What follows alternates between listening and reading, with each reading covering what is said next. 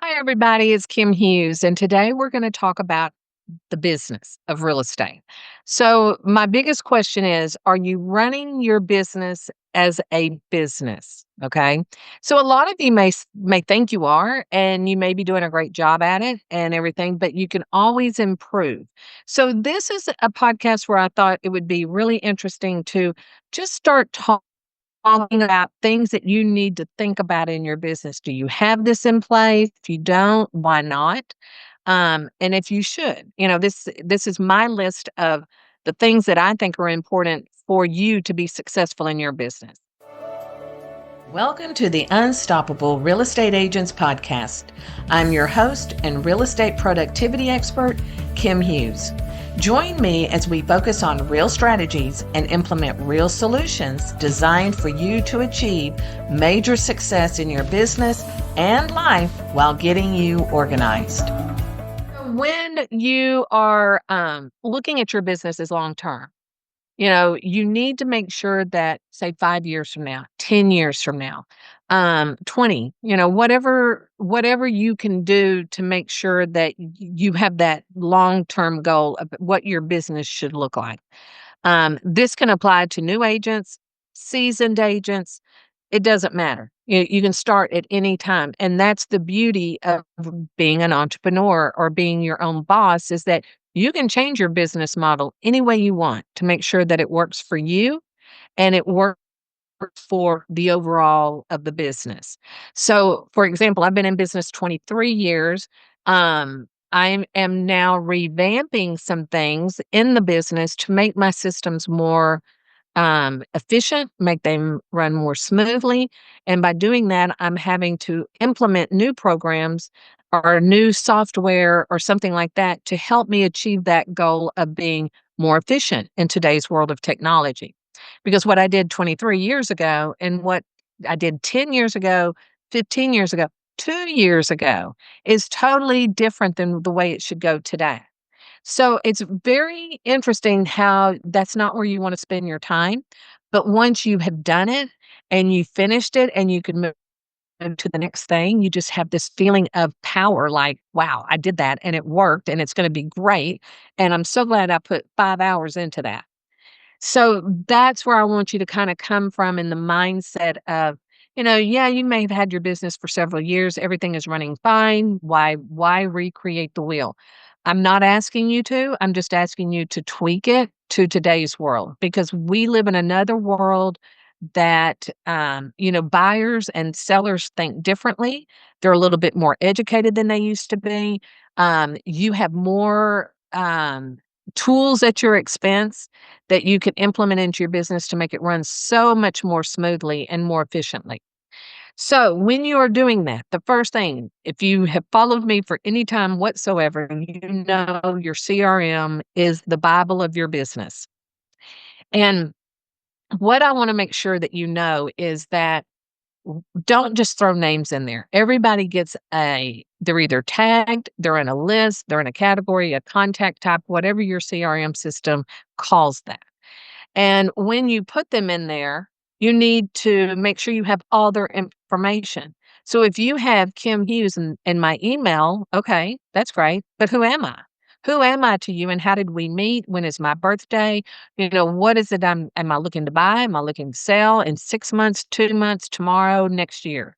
So these are things that in your CRM, it's not just putting people in your database and getting all excited because, oh, I've got 5,000 people in my database, but you only may work with 10, right?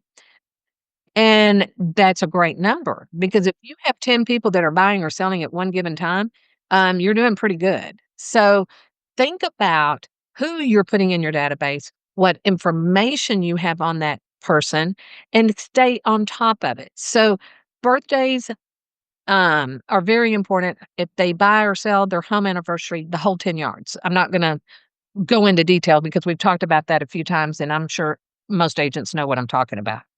So make sure that you have all their pertinent information, address, phone number, kids, dogs, cats, what is it?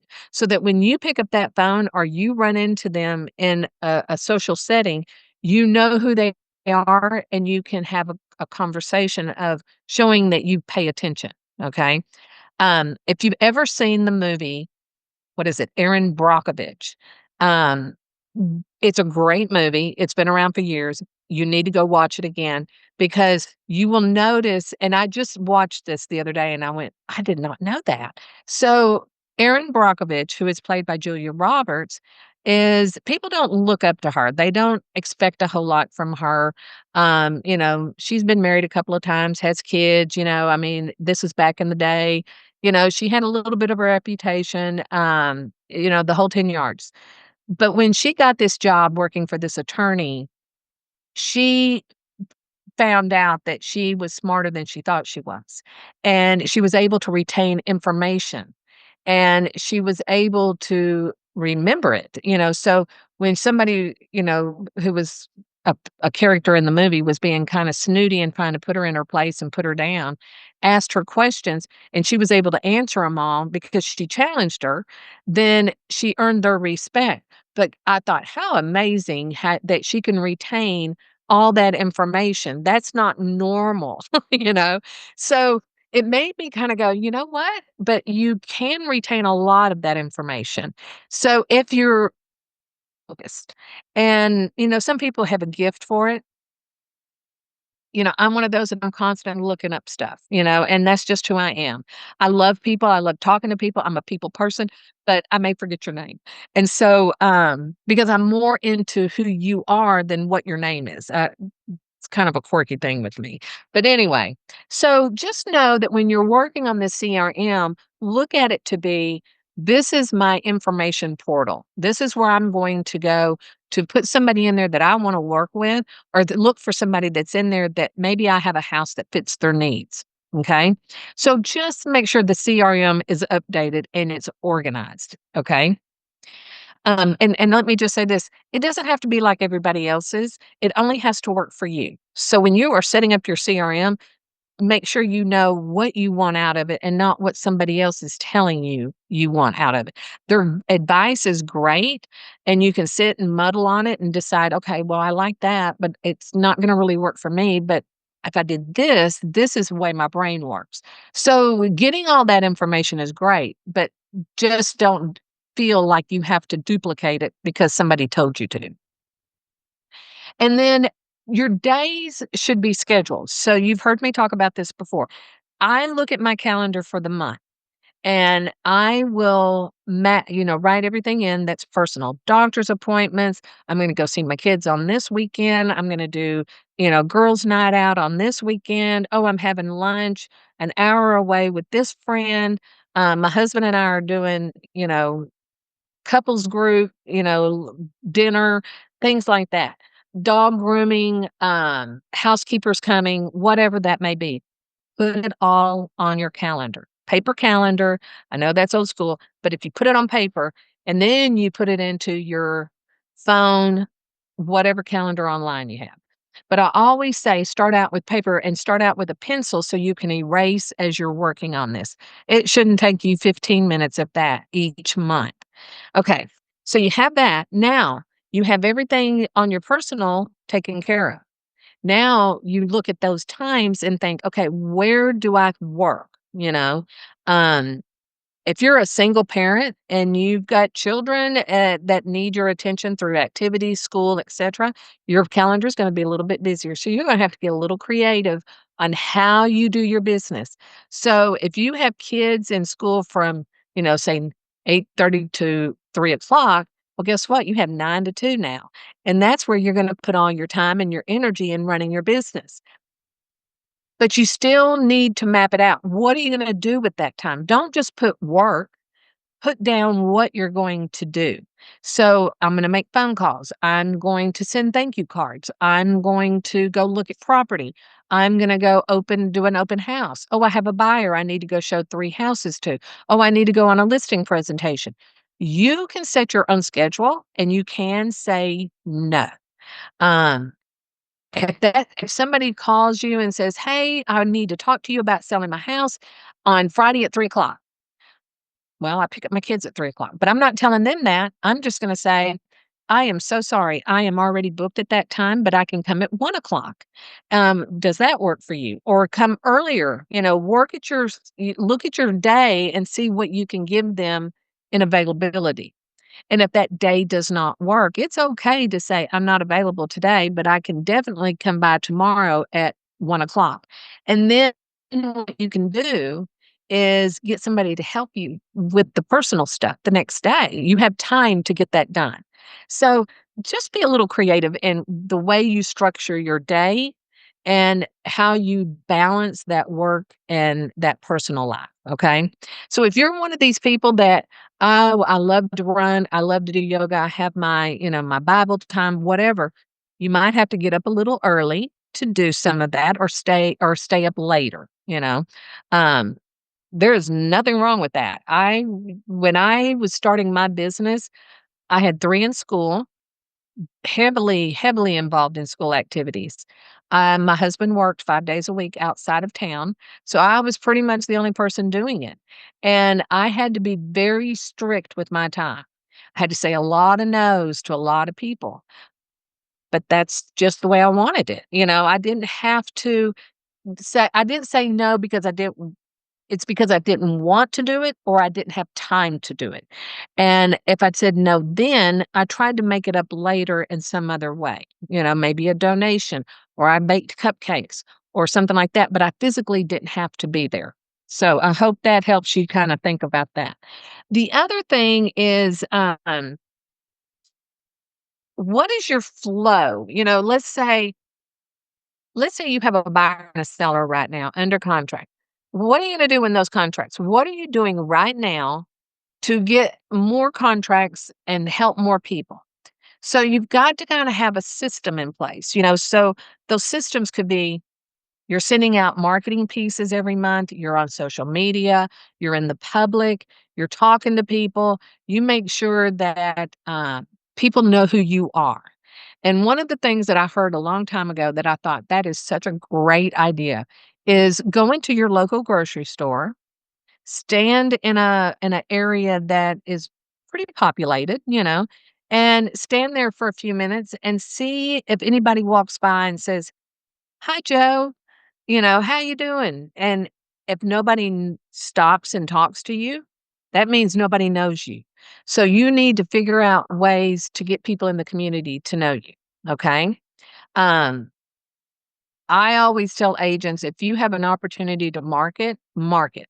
If you have an opportunity to market where children are, do that because that's where the parents are or the grandparents, the aunts and uncles, the neighbors, all these people are showing up to where these kids are. So that's where you need to focus, whatever that marketing would be.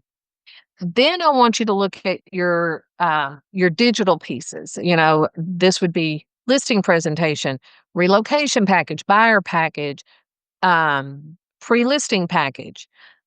I know I'm missing some, but you get the idea. And then what about your email campaigns, your email funnels? How do you do your newsletter? Get all of these organized and get them on a system and put it on your calendar. So if you say, I send out a monthly newsletter and I send it out on the 25th after the market stats have come out. Put that on your calendar. Put it out that the newsletter goes out on the 25th, but you have to have time to prepare the newsletter. If you're doing it yourself, hopefully you're not. Hopefully your real estate virtual assistant's doing it, but you still need to collaborate together. So it's an ongoing thing, but you're not putting a lot of time or energy into it. Once you have that template and you know what your newsletter is going to be about, then she should be coming to you and saying, "Here's an article that I wrote, or this was an article in my personal library that I wrote, um, or here's some tips, and here's this," and they're pulling it all together to send it to you to get your feedback, and so they can send it out. So that's something. Make sure all of your marketing is up to date and in order. One thing that I found is because I preach this, I'm constantly looking at mine. And I noticed on one of my documents that I had something on there that is no longer relevant to my business. So we went in, we removed it all from all my presentations, and took me probably 30 minutes. Done, but it's up to date. Because when people come to you to list their property, they're looking at your marketing as well. What do you do to market yourself?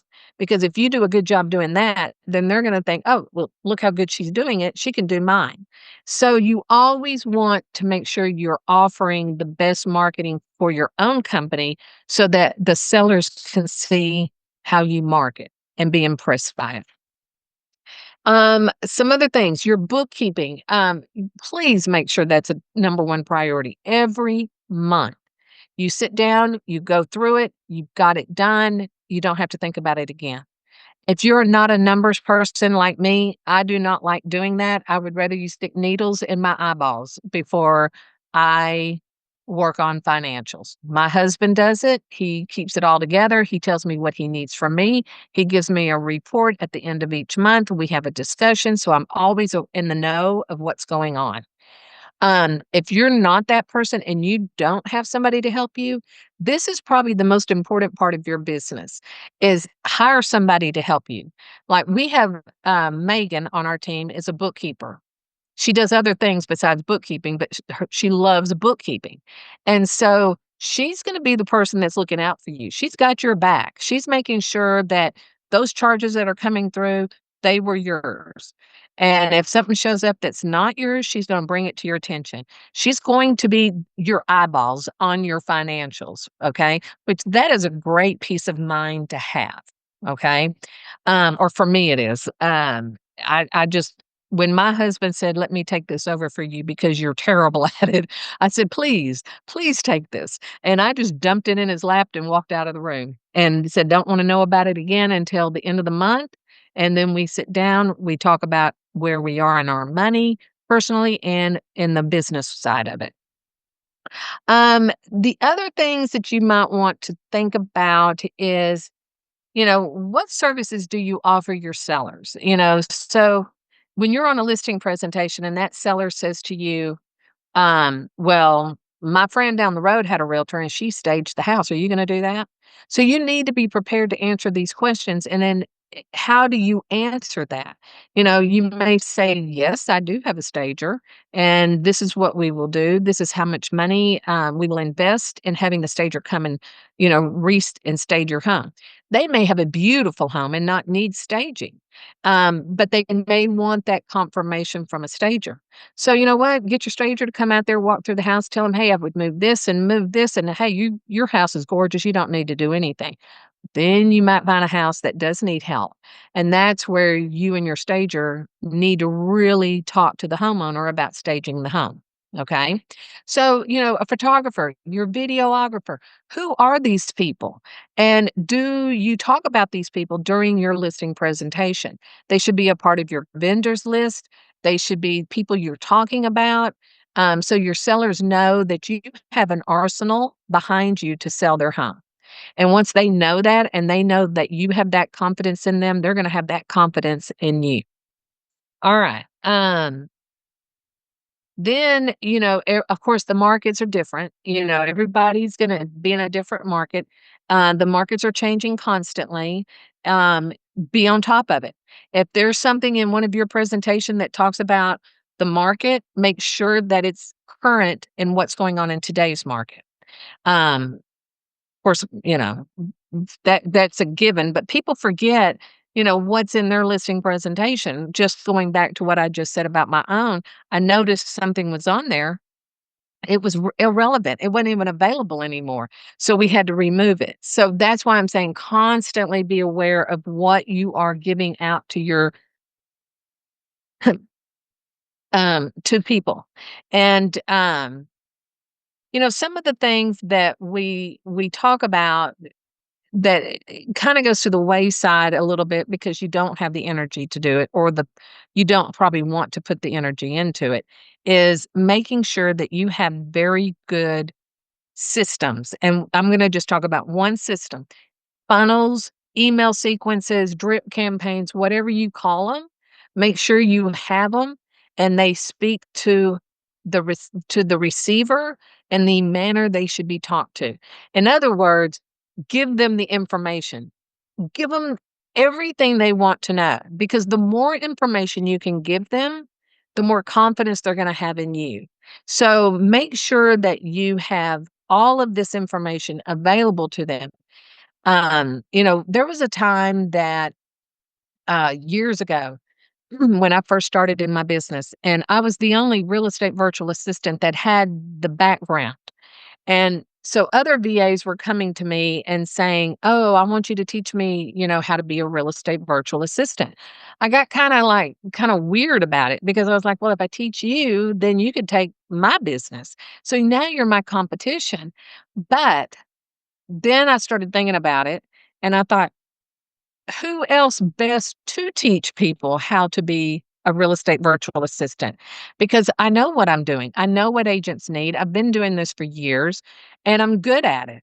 So why not, if I'm going to have competition, why not have really good competition, right? So if you come to me and you're saying, "Hey, I'd like to talk to you about you helping me in my business, but hey, I'm also talking over here to, Susie Q." And I would say, "Oh, you know what? I love that he's talking to her, because I know her and I know that she can do the job."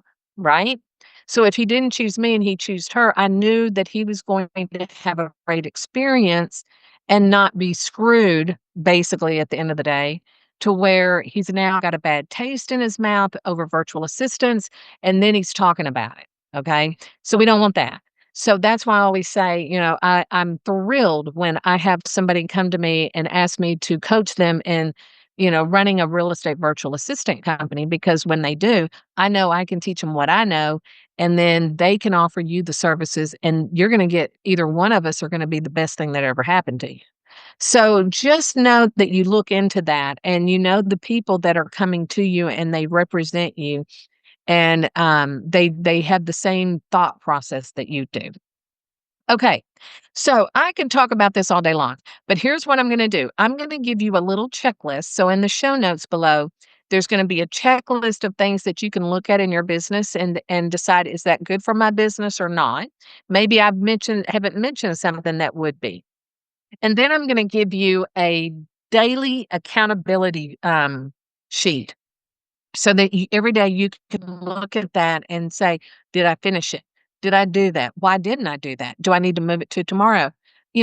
This way you can kind of get a streamline of how your days should go, and how you can be really, really, really organized with your life and your business and your personal life. So you can map it all out and keep control of it, and know that everything can be changed, but just go in with a plan and then tweak it as you go through the month, right? So just do that. All right. So if you have any questions, please feel free to reach out to us. We're more than happy to help you. I mean, this is what we do, and we're really, really good at it. I mean, there was not a time I would say that about myself, because I felt like I was kind of bragging. But you know what? My coach told me, she said, "Kim, you are good at what you do, and you need to tell people." So if you have any questions, let me know. We'll be able to answer them. If we can't answer them, we'll find the answer for you.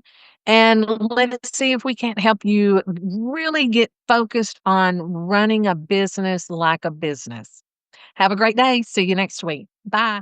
Thank you so much for tuning in. And if you know someone, and I bet you do, who would appreciate this podcast, please share it with them. As a reminder, this podcast can be delivered directly to your favorite device by using the subscribe links you can find in the show notes below, or over at unstoppablerealestateagents.com. Remember, it takes as much energy to wish as it does to plan. Have a great day.